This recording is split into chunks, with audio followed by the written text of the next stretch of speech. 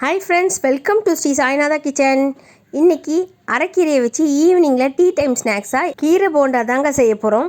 அதுக்கு ஒரு பவுலில் 2 கைப்பிடி அளவு அரைக்கீரையை பொடியாக கட் பண்ணி வச்சுருக்கேன், அதை சேர்த்துக்கிறேங்க. இது கூடவே கட் பண்ணி வச்சுக்கிற ஒரு வெங்காயம், ஒரு பச்சை மிளகாய், 1 டீஸ்பூன் இஞ்சி பூண்டு விழுது, 1/4 டீஸ்பூன் மஞ்சள் தூள், கொஞ்சமாக பொடியாக கட் பண்ணி வச்சுருக்க கருவேப்பிலை, கொத்தமல்லி, 1 டீஸ்பூன் தனி மிளகாய் தூள், தேவையான அளவு உப்பு, 1 கப் கடலை மாவு, 1/4 கப் அரிசி மாவு, இதெல்லாம் சேர்த்து நல்லா கலந்து விட்டுக்கலாங்க.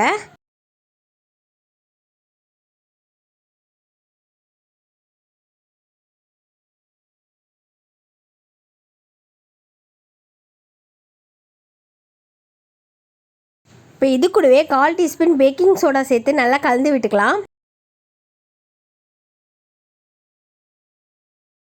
இப்போ நல்லா கலந்து விட்டாச்சு. 1/2 கப் அளவு தண்ணி எடுத்து கொஞ்சம் கொஞ்சமாக ஊற்றி நல்லா பிசைஞ்சிக்கலாங்க.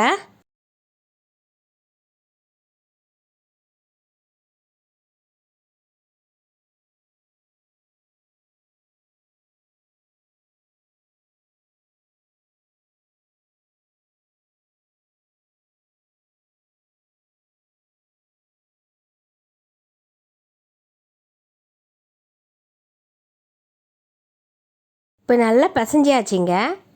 ஒரு தட்டு எடுத்து வச்சுட்டு சின்ன சின்ன உருண்டைகளாக அதில் பிடிச்சி வச்சிடலாம்.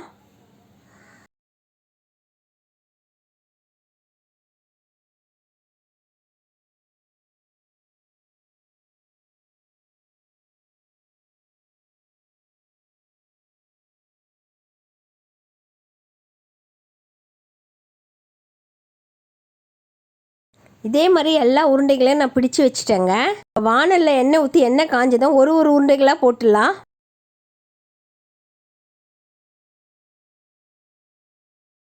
இப்போ ஒரு பக்கம் வெந்துருச்சுங்க, அப்படியே திருப்பி விட்டுடலாம்.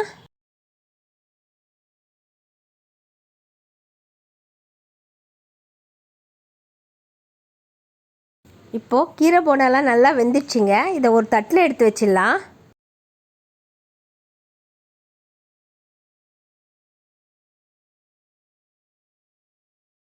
கீரை போண்டாலாம் ரெடி ஆயிடுச்சுங்க. இதுக்கு சைட் டிஷ்ஷாக நம்ம சட்னி அரைச்சி வச்சாச்சு.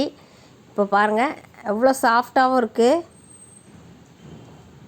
இப்போ இது சட்னியில் தொட்டு சாப்பிடுங்க, அவ்வளோ டேஸ்ட்டாக இருக்கும். இந்த கீரை போண்டாவை நீங்கள் வீட்டில் ட்ரை பண்ணி பார்த்துட்டு எப்படி இருக்குன்னு கமெண்ட் செக்ஷனில் சொல்லுங்கள்.